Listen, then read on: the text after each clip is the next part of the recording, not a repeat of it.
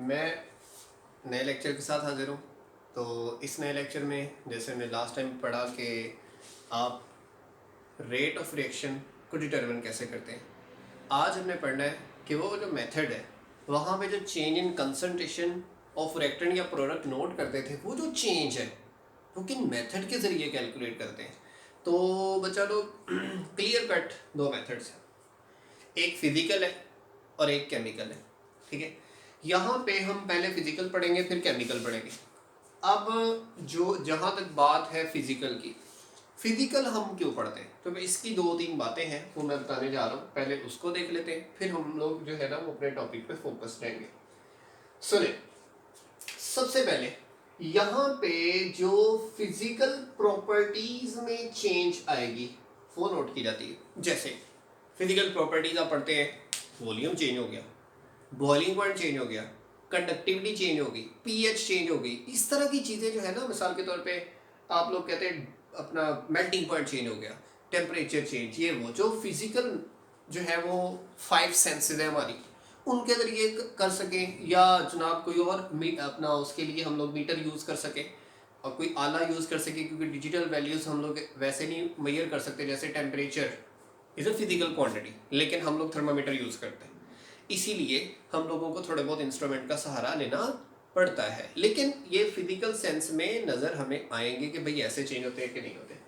तो ज़रा देखिएगा, पहली बात। दूसरी बात, केमिकल मेथड की बजाय फिजिकल मेथड को क्यों प्रेफर किया जाता है? मैं कहता हूँ ये बेस्ट वन है। अभी क्यों बेस्ट वन है? ना कोई चीज़ ऐड करनी है ना कोई चीज़ रिमूव करनी है सिस्टम में से। जैसे रिएक्टेंट ऐड किए, ठीक है, अब रिएक्टेंट ऐड किए, थोड़ी देर बाद प्रोडक्ट बन जाएंगे, वॉल्यूम चेंज आ गया, रिएक्टेंट उधर ही थे, प्रोडक्ट भी उधर ही है, कुछ नहीं ऐड किया, कुछ नहीं निकाला, एक बार ही रिएक्टेंट ऐड किया, रिएक्शन हो गया। केमिकल मेथड में प्रॉब्लम आएगा, हर स्टेप पे हमें थोड़ा थोड़ा उसमें से सैंपल लेना पड़ेगा। यहाँ पे सैंपलिंग का चक्कर नहीं है। अच्छा, पहली टाइप जो फिजिकल मेथड है उसके टोटल 5 मेथड है, उसमें से जो पहला मेथड है वो कौन सा है? स्पेक्ट्रोमेट्री का। अब स्पेक्ट्रोमेट्री में बच्चा लोग जरा ध्यान से सुनिएगा, मैं चीजें बड़ी डिटेल से बताऊंगा, बड़ी आसान सी है। स्पेक्ट्रोमेट्री निकला है स्पेक्ट्रम से। स्पेक्ट्रम किसका होता है? लाइट का। दो किस्म का होता है, ये एब्जॉर्प्शन स्पेक्ट्रम होता है या एमिशन स्पेक्ट्रम होता है। यहां पे हम लोग लाइट गुजारते हैं किसी रिएक्टेंट में से, ना रिएक्टेंट हमने उसमें से निकाला है ना रिएक्टेंट उसमें से हमने ऐड किया है। तो इसमें नेचर ऑफ रिएक्टेंट या प्रोडक्ट कौन सी होनी चाहिए? मतलब आप कहते हैं ये पढ़ा है, क्या हर के लिए यूज होगा? नहीं, सिर्फ उनके लिए यूज होगा जिनके रिएक्टेंट या प्रोडक्ट लाइट को एब्सॉर्ब या एमिट करते हैं। सही हो गया ना, ये ट्रांसमिट करते हैं। तो हमने यहाँ पे वाज़े लिख दिया, दिस टेक्निक इज यूज्ड किन के लिए? वेदर रिएक्टेंट या फिर प्रोडक्ट क्या करे? एब्सॉर्ब करे। किन को? यूवी लाइट को, विजिबल लाइट को, या फिर इंफ्रारेड रेडिएशन को, इनको एब्सॉर्ब करे। सही है, तो जो तो इनके लिए एब्सॉर्बर होंगे उनके लिए ये मेथड। अगर वो एब्सॉर्बर ऑफ लाइट नहीं है तो भाई कोई और मेथड यूज कर लो, मजबूरी तो नहीं है यही करना है। इसीलिए हम लोग कहते हैं कि हमारे पास नंबर ऑफ मेथड्स बहुत ज्यादा है। लो भी सुने, अब कैसे पता चलेगा? जितनी अमाउंट ऑफ रेडिएशन एब्सॉर्ब होगी, डिटेक्टर के जरिए हम लोग कर रहे होते हैं ना, ठीक है, डिफरेंट डिटेक्टर से, जितनी लाइट एब्सॉर्ब होगी उतना रिएक्शन क्या होगा? प्रोसीड होगा। मिसाल के तौर पे मैं कहता हूं जो रिएक्टेंट है वो लाइट एब्सॉर्ब करता है तो आहिस्ता आहिस्ता लाइट की एब्जॉर्प्शन में कमी आएगी। प्रोडक्ट है वो लाइट एब्सॉर्ब करता है तो आहिस्ता आहिस्ता लाइट की एब्जॉर्प्शन में क्या होगा? इजाफा होगा। तो इसीलिए रिएक्टेंट हो या प्रोडक्ट, फर्क कोई नहीं है भाई, उधर कमी आनी है, उधर क्या आना है? इंक्रीज। मैं पहले बार बार कह चुका हूं, मैं फिर से बता रहा हूं कि भाई रिएक्टेंट होगा तो जो भी इधर मैं चीजें पढ़ाऊंगा उसमें क्या नहीं है? डिक्रीज। वो कंडक्टिविटी है, वो वॉल्यूम है, वो रिफ्रैक्टिव इंडेक्स है, वो ऑप्टिकल, कुछ भी है उसमें क्या आना है? डिक्रीज। और अगर प्रोडक्ट है तो उसमें क्या आना है? इंक्रीज। That's it. तो डिक्रीज या इंक्रीज दोनों सेम होते हैं, इसलिए आप लोगों को ये टेंशन नहीं लेनी। जिस बात की टेंशन लेनी है वो नाम याद करने, उनके पॉइंट्स याद करने। दूसरा मेथड कंडक्टिविटी का। अब कंडक्टिविटी का जो मेथड है वो मैंने पहले लिख दिया कि भाई वो किन के लिए? आयनिक के लिए। क्यों? Ionic species are good conductor of electricity. जाहिर सी बात है, तो जब हमने कंडक्शन ही देखनी है तो फिर जाहिर बात है आइंस का होना जरूरी है। तो इसमें ना दो ही बातें, या रिएक्टेंट आइंस होंगे या प्रोडक्ट आइंस होंगे, ऐसे ही है ना। अगर रिएक्टेंट आइंस है तो रिएक्टेंट्स के आइंस में कमी आएगी, कंडक्टिविटी भी क्या होगी, कम, समझ गए ना। और अगर प्रोडक्ट आयनिक है तो प्रोडक्ट बढ़ेगी, आयंस बढ़ेंगे तो बच्चा लोग कंडक्टिविटी भी बढ़ जाएगी, सही है ना। तो रिएक्टेंट में अपना कंडक्टिविटी में कमी रेट ऑफ रिएक्शन के डायरेक्ट है, और प्रोडक्ट्स अगर आयनिक है तो कंडक्टिविटी में इजाफा रेट ऑफ रिएक्शन की क्या है, डायरेक्टली प्रोपोर्शनल। तो ये चीजें आपने ज़हन में रखनी। मैंने उसे जनरल फॉर्म में लिखा है, कैसे, मैं कहता हूं जो भी कंडक्टिविटी चेंज आई है, अब देखो रिएक्टेंट का नाम लिया है तो क्या आनी है, कमी, प्रोडक्ट का नाम लिया तो क्या आनी है, इजाफा, वो क्या है, डायरेक्टली प्रोपोर्शनल है, ठीक है, डायरेक्टली प्रोपोर्शनल है किसके, rate of change of concentration of ion के, यानी कि रेट ऑफ रिएक्शन के, सिंपल सी बात, यानी कि जितने जितने आयंस की कंसंट्रेशन चेंज होती है, ठीक है, उतना ही क्या नाम उसे कंडक्टिविटी क्या होती है, चेंज, तो उतना ही जाहिर सी बात है क्या चेंज होगा, रेट, सही है। तो इस तरह चेंज इन कंसंट्रेशन आप लेफ्ट साइड अपना वाई एक्सिस पे लिखते जाओगे, टाइम के साथ साथ चेंज नोट करते जाओगे, यही चेंज तो हमने नोट करके ग्राफ में लगानी है। ग्राफिकल एक्सप्लेनेशन वैसे की वैसे ही है, उसमें से जो डाटा है वो इन मेथड्स के साथ पुट किया जाता है, सही हो गया। तीसरा मेथड डायलेटोमेट्रिक मेथड, वो बच्चा लोग डायलेटोमेट्रिक मेथड किसके लिए है, वॉल्यूम चेंज के लिए, जिसमें क्या है, वॉल्यूम चेंज। जाहिर सी बात है, एक चीज मैं स्टार्ट में आपको बताना चाहता हूँ, जो आप रिएक्शन कर रहे होते हैं ना सॉलिड्स के, तो जाहिर बात है सॉलिड में इतनी ज़्यादा मोल्स में चेंज अपना वॉल्यूम में चेंज नहीं आती, ऐसे लिक्विड में भी चेंज बहुत ज़्यादा शायद होता है, लेकिन गैसेस में चेंज जो है ना वो स्टैंडर्ड प्रेशर पे आती है, वॉल्यूम की चेंज आती है। लेकिन स्पेशली इन तीनों कंडीशन के लिए एक ही फैक्ट मैं बोलूँगा कि इनके लिए तब एप्लीकेबल होगा जब वॉल्यूम ऑफ रिएक्टेंट और वॉल्यूम प्रोडक्ट आपस में बराबर नहीं होंगे, तभी तो बच्चा लोग ये मुमकिन है ना कि रिएक्टेंट का वॉल्यूम ज़्यादा, प्रोडक्ट का वॉल्यूम कम है, ज़्यादा से कम डिक्रीज आ गया, रिएक्टेंट का वॉल्यूम कम है, प्रोडक्ट का ज़्यादा है, कम से ज़्यादा की तरफ इंक्रीज आ गया, ठीक है।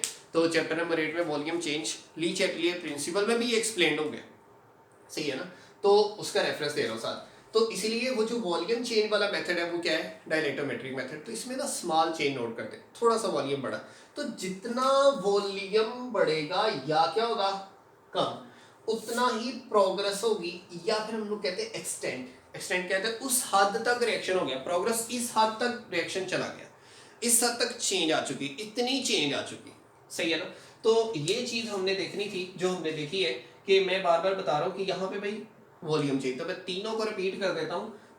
स्पेक्ट्रोमेट्री में क्या देखते हैं आप लोग, जितनी अमाउंट ऑफ लाइट क्या हो एब्जॉर्ब, जितनी ज्यादा एब्जॉर्ब होगी उतना ज्यादा रेट ऑफ रिएक्शन।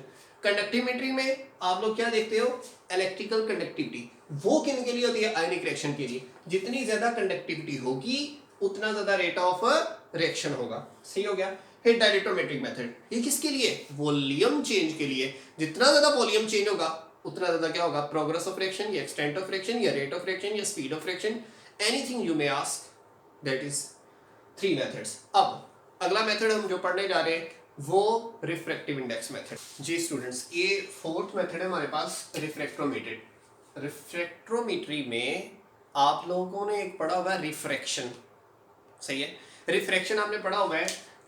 जैसे मैं कहूँ कि एक मेरे पास सरफेस है, ठीक है, लाइट आ रही है, इंसिडेंट लाइट, ठीक है, एंगल ऑफ इंसिडेंट पढ़ते थे, फिर ये रिफ्रैक्ट हो गया, थोड़ी सी बेंड हो जाती होती है, ठीक है, इसे आप कहते होते हैं एंगल ऑफ रिफ्रैक्शन।